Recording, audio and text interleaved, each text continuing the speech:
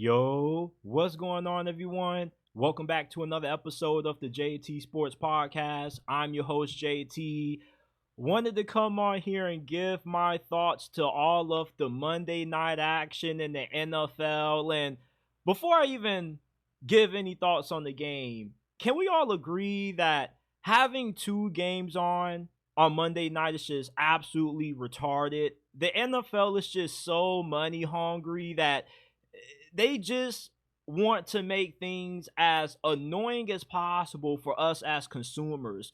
Monday nights are primetime spots where you should only have one game on so we can all focus our attention to just that game in particular. When you got two games on at the same time, you just got everybody's attention all over the place because everybody wants to watch the Monday night games. Monday night football games are normally pretty competitive and fun to watch. But thankfully enough tonight, there was only one game worth tuning into. That was the Commanders versus the Bengals. The Commanders got a shocking win. And the Buffalo Bills absolutely humiliated the Jacksonville Jaguars. Jacksonville got their ass kicked. Straight up, somebody has to get fired after this. There is no way that Sean Khan, the owner of the Jaguars, can allow anybody not to get fired after a loss like this. This game was over at halftime. It was flat out embarrassing what Jacksonville put on the field tonight. But I'm going to be giving you guys my thoughts on all of these games. Before we get into it, hit that like button.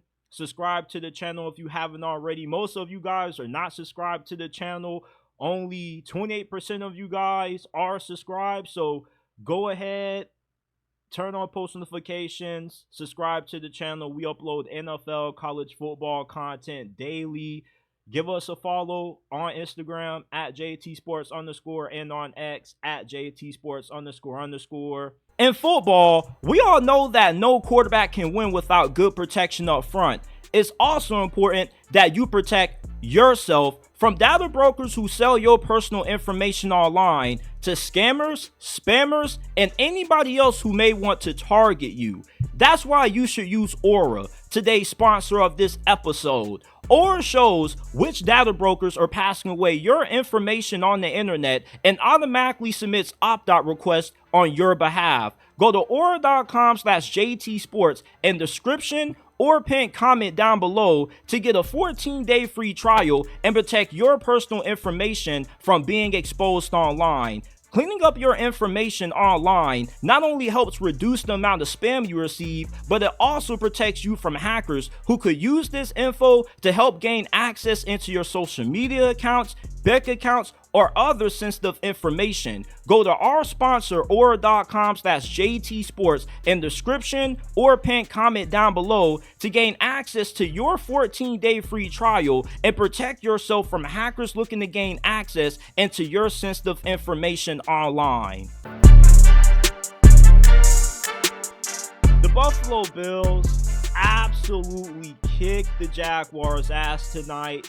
This game was over at halftime, and this game says more about how bad the Jaguars are than it shows how good Buffalo is. We should already have known that the Bills were going to be a good team this year. Nobody should be disputing that, but it was a complete mismatch tonight. Buffalo showed that not only are they one of the best teams in the NFL, but they more capable of being able to make it to the Super Bowl this year. As a matter of fact, this may be their best chance to win it all this year because nobody in the AFC right now really looks all that impressive. Kansas City, their offensive line isn't that good. Their offense isn't what it used to be.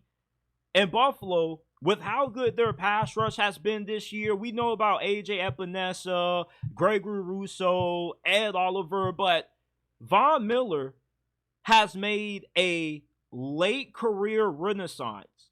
Last year, we didn't really hear his name called at all. He had an injury year prior. Well, he's had a sack in every game that the Bills have played this year, and he looks better than ever. Despite how old he is a future Hall of Famer, and guys who are going to be future Gold Jackets normally end up regressing at a slower rate than normal for the position average. So Von Miller expect him to be a big factor in how good Buffalo's defense is going to continue to be throughout this year.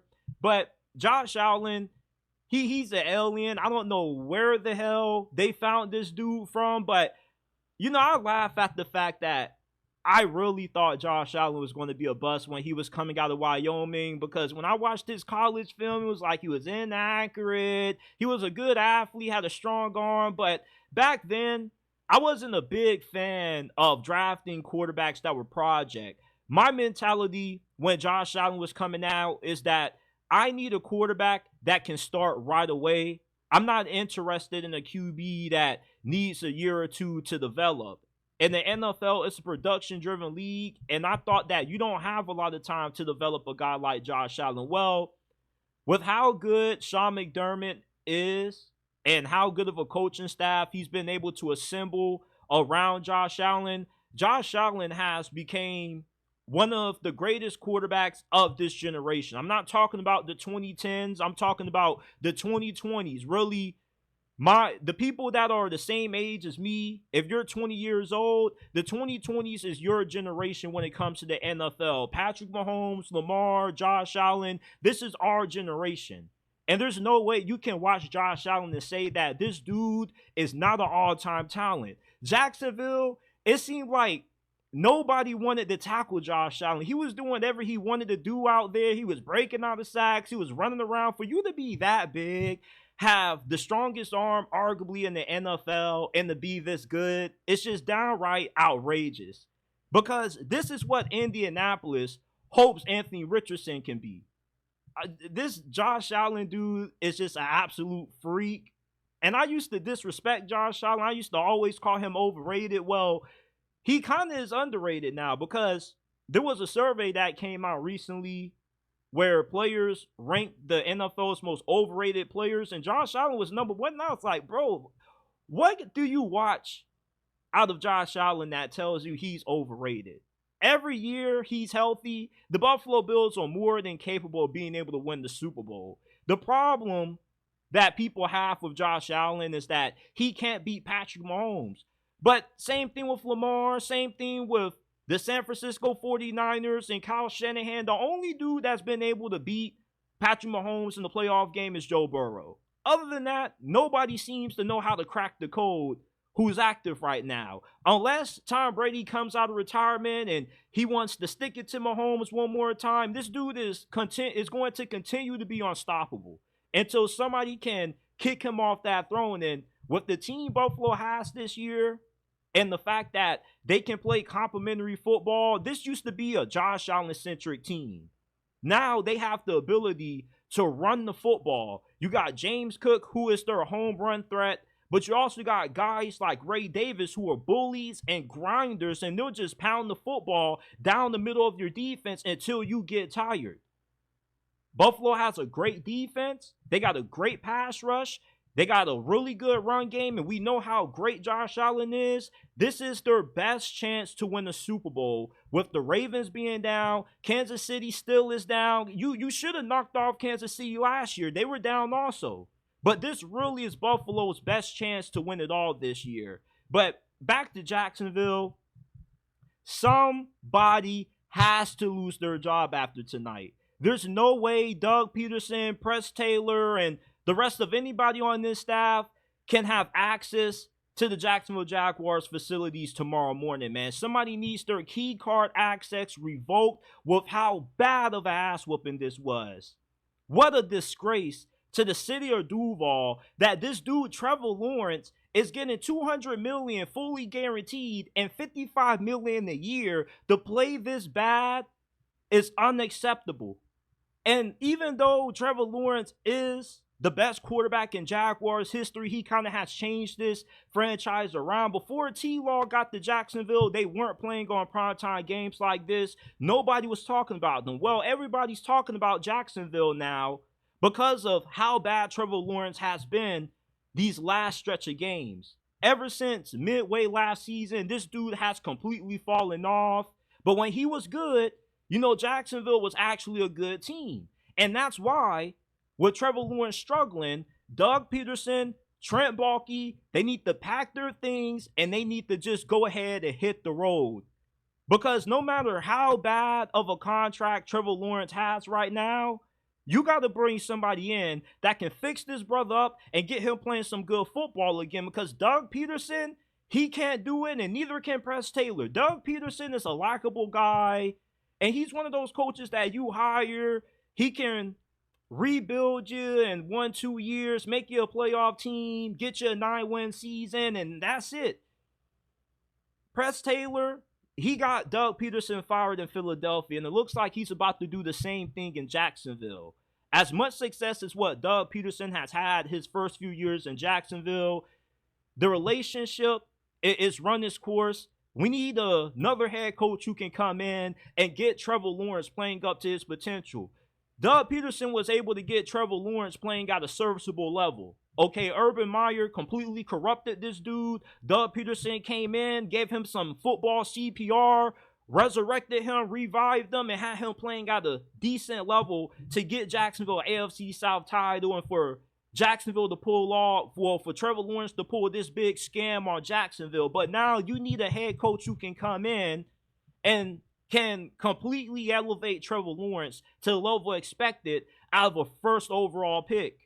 And I don't think Bill Belichick is the answer. Josh McDaniels, he's a good OC, but I don't know how good he would be with a guy like Trevor Lawrence. The Jaguars need to go out there, and they need to already start having conversations with Ben Johnson's agent, the offensive coordinator for the Detroit Lions. So once the Lions season ends, they can go ahead and bring this dude in, and he can get to work early on fixing Trevor Lawrence. You need an offensive-minded coach. I don't really think it needs to be a proven coach.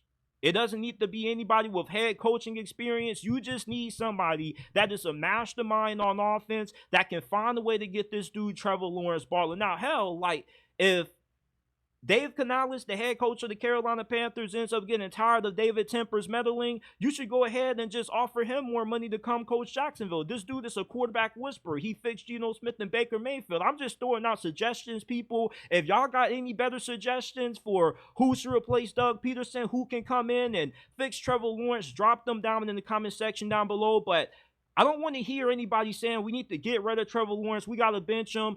You're stuck with Trevor Lawrence. Somebody has to fix him. And this is a quarterback that is capable of playing some elite level football with the right head coach around him. The talent's there, the arm strength, the athleticism. It's just you don't have the consistency with Trevor Lawrence. And you got a head coach that scheme is not really helping him reach that next level. You're only as good as what you have around you. Trevor Lawrence has a talented offense around him in terms of guys at receiver, Travis Etienne at running back, but he doesn't have a coaching staff that can help him play good football. You need to find a way to get a head coach who can do some soul searching for Trevor Lawrence and unleash that beast inside of him that we expected him to be when he got paid all this money. I made my excuses for Trevor Lawrence. I said that he fell off during the second half of last year because of injuries. Well, there is no more excuses that can be made for Trevor Lawrence at this point. You are a first overall pick, and when you get drafted that high, you have to be able to overcome some level of limitations with this roster. You should be able to elevate this team. So if Jacksonville hires a new head coach and Trevor Lawrence is still garbage in the first 2 seasons under him, he's the problem. He has to go. But I really don't believe that. I've seen Trevor Lawrence play some good football. Y'all seen it too, even if you don't want to admit it. This dude is more than capable of being able to be an elite quarterback in the NFL. And there's no way you can tell me otherwise. You've seen Trevor Lawrence when he's at his best. We need 2022 Trevor Lawrence back. So if anybody knows any head coaches that you can get in contact with, we can start a GoFundMe. Donate some money to get them to come down to Jacksonville, because let's face it, man, it's hard to entice top head coaching candidates to want to come to Jacksonville in the first place, bro, because they say Jacksonville is a nice retirement city. It's a good city for old people. They're building some Fortune 500 companies down here. But let's just be honest, bro. If you've been living in Jacksonville as long as I've been living down in this thing, bro, it ain't really too much shit to do. And most of the people that play for the Jaguars or work on the staff, they don't even really live in Jacksonville. They probably live in Ponte Vedra, Orange Park, some of the nicer areas a little bit outside of Jacksonville. Trevor Lawrence and most of these players probably live in Ponte Vedra. It probably takes them a 30-minute drive to get to Jacksonville. For some of you people who don't know what the hell Ponte Vedra is, you're wondering what I'm talking about. Ponte Vedra, it's not Jacksonville, but it kind of is a little bit connected to Jacksonville. So Jacksonville is a city in itself. But 15, 20 minutes outside of Jacksonville, you got places like St. Augustine, Ponte Vedra. So if you work in Jacksonville, you don't have to directly live in the city. You can live in better places outside of Jacksonville that are nicer, have better grass. You ever been to a rich folks area and they just got really green grass, like no trash on the ground? They got people that's always mowing the yard every single day. Yeah, that's where most of the athletes reside, in Ponte Vedra. Nobody's living in the trenches of Jacksonville. Jacksonville is a really treacherous city. There's a few nice spots around the city, but it's really hard to incentivize people to want to come work for Jacksonville. That's why they get overpaid. That's why when Jacksonville signs free agents, they normally get really big contracts that people would consider overpays, like Christian Kirk. But you got to incentivize people. You got to throw a little bit extra to make somebody want to sign on that dotted line to come work for the Jaguars, because it's not that good of a city to live in personally. And Jacksonville has an owner that is really dedicated to trying to win. Sean Khan, I don't believe he's a bad owner. He has tried. It's just that he hasn't hired the right people to make the decisions. Trent Baalke was an awful hire. This dude has missed on nearly every single draft pick. He drafted Trayvon Walker over Aiden Hutchinson. He drafted Kayvon Chasen in the first round. Some of y'all don't even know who Kayvon Chasen is because he's no longer in the league. He was a running back at LSU that got converted to an edge rusher. He had one good year that championship season for LSU. And then he got drafted in the first round because of potential and athletic traits. The dude sucks.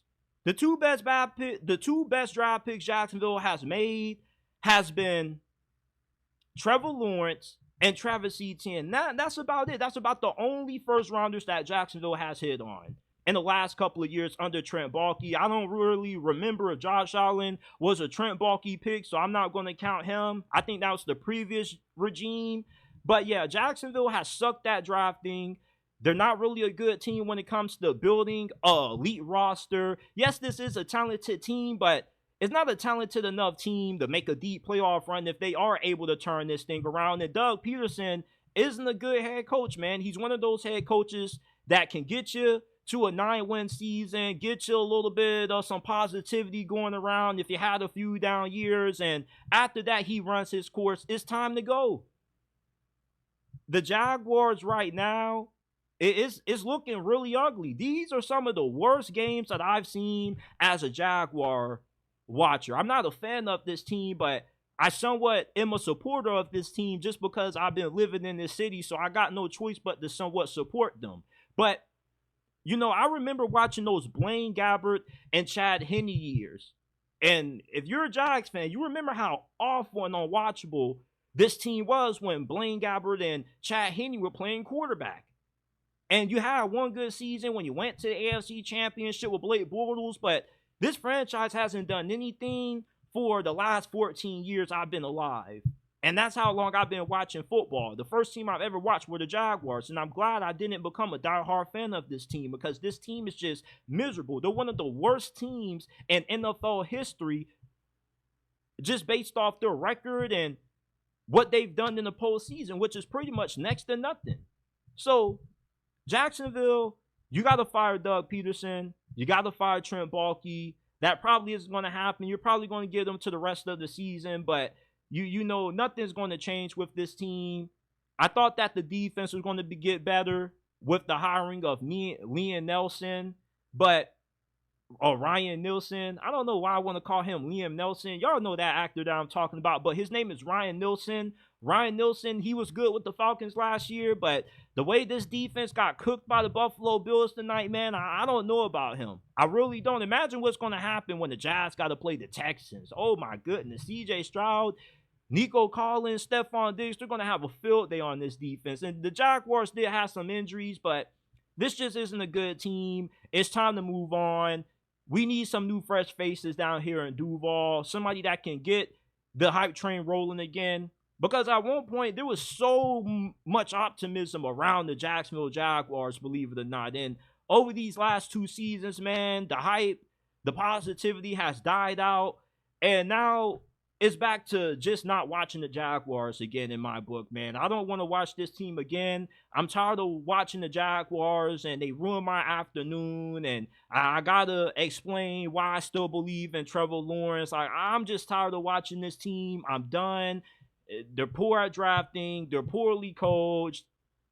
I'm just good off the Jacksonville Jaguars for the rest of this year. If they turn around some way, somehow, I will be tuning back in. But after this, you probably won't hear me talking about this team for the rest of the season until they make some changes. Somebody gets fired, moves get made, they get like a big trade or something going on. But I'm done with the Jags. I just can't watch any more of this team. I've been put through enough misery already watching 14 years of this bull jive, and I'm not about to tolerate this anymore. I'm fed up with the Jacksonville Jaguars, man. And this is coming from somebody that has lived in the city. As much as I love Jacksonville, man, it ain't too much left. The Jaguars were the only thing to do in Jacksonville now, and they suck now, so it ain't even no point going to the games unless you're a fan of the teams that they play.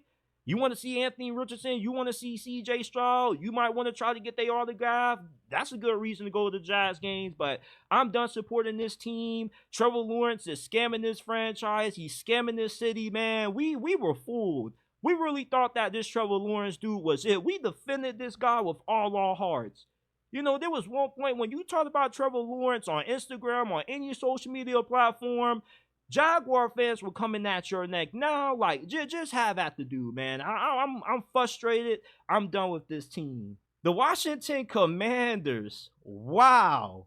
They take down the Bengals 38-33 on the road. I'm going to be honest, I did not see this coming.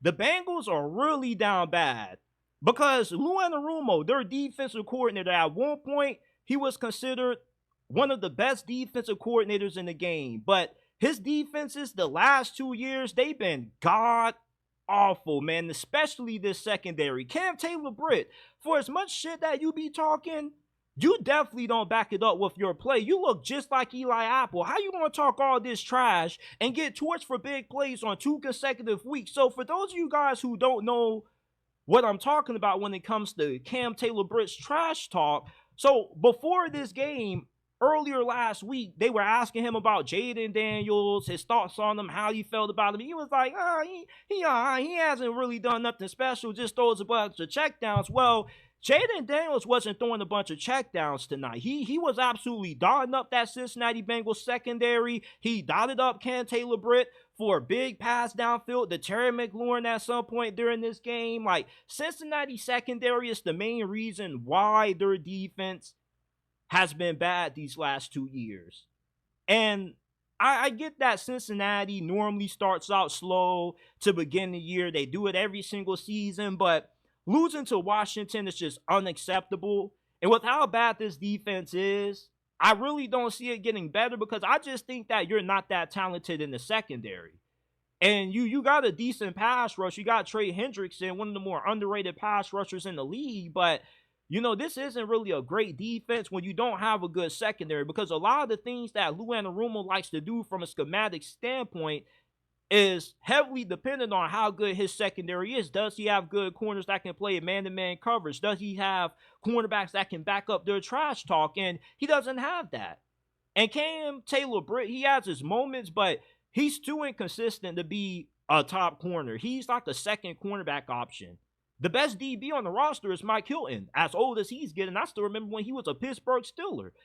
The Bengals offensively, though, there's no reason to be concerned. The offense isn't the problem. The offense is going to have moments when, you know, they do end up having to punt the football because it's impossible to score on every possession. And that's what Cincinnati's going to have to do every year if they want to turn their season around and get to the playoffs because offensively, you can be able to put up 27, 28 points a game. But how realistic is that when you're going up against really good defenses in the AFC North, like the Pittsburgh Steelers, the Cleveland Browns? I'm not going to include Baltimore because their defense has kind of fallen off a little bit also.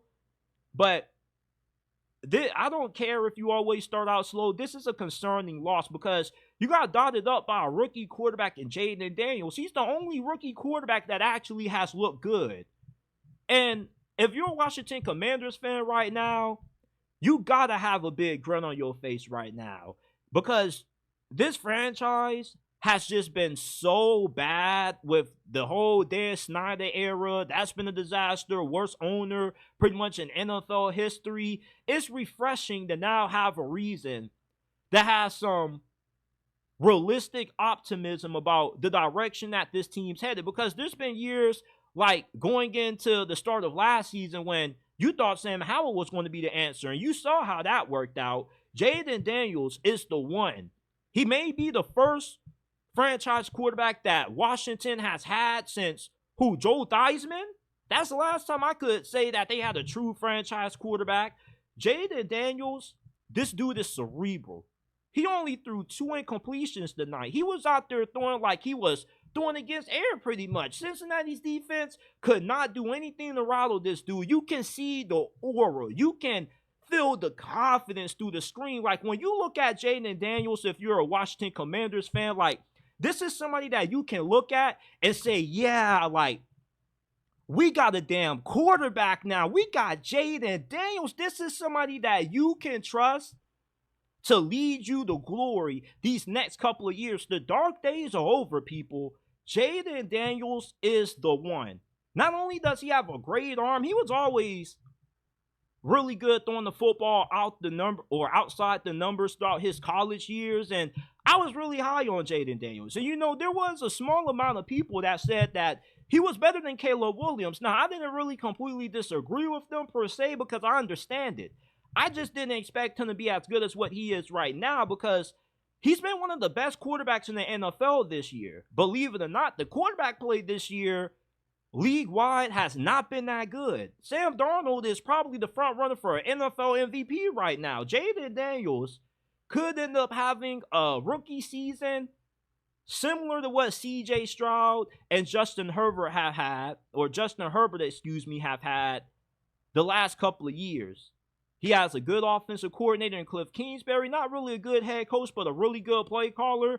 He runs a scheme that is perfect for Jayden Daniels' skill set, and also it helps that Cliff Kingsbury was a former college head coach, so he probably knows how to make the transition from the college game to the pro game a little bit easier for a guy like Jayden Daniels. I do think that him having a lot of experience coaching on the college level has been a major help for a guy like Jayden Daniels because he knows how to break things down in terminology that's a little bit more easier for a guy like Jayden Daniels to digest, because some of the reasons why these rookies struggle isn't because they just completely suck. They don't have the skill set to play in the NFL, but it kind of takes them a while to really learn the offense, get acclimated to how the plays get called in.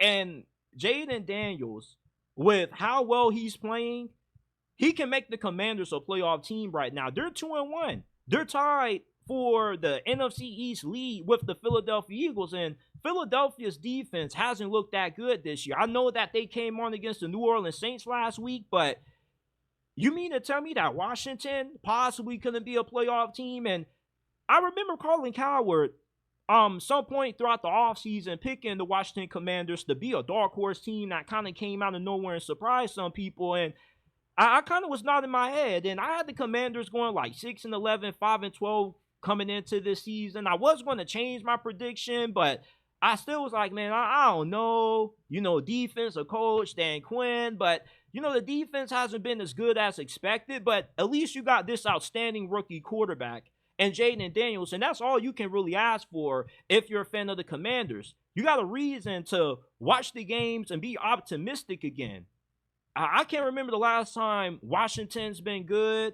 I believe the last time Washington was actually a major player and people were actually talking about them is when they had John Riggins. I never seen a lick of John Riggins playing in the NFL, but my grandpa always talks about him. That's who he grew up watching. So that's the last time I can remember Washington being good. But right now, Jayden Daniels is balling. He's looked calm, poised. He throws the football with accuracy on all 3 levels, short, intermediate, downfield as well. He's a savvy runner. He does still take way too many hits to be his size. You know, like I've seen him take a lot of rib shots. I've seen him get sandwiched. I've seen Jayden Daniels take some punishment. Last week, when they were playing against the Buccaneers, he had to come out for a play. They have to put a backup quarterback in because he had to go gather himself. Like, eventually those hits are going to add up, man. Like, he needs to learn how to slide and get down, man. He is not a quarterback that is built to be running up the middle of a defense, getting sandwiched by 230, 300-pound defensive tackles and 230-pound linebackers, man. If he gets hit by Roquan Smith when they play the Steelers in a few weeks, his season might be over.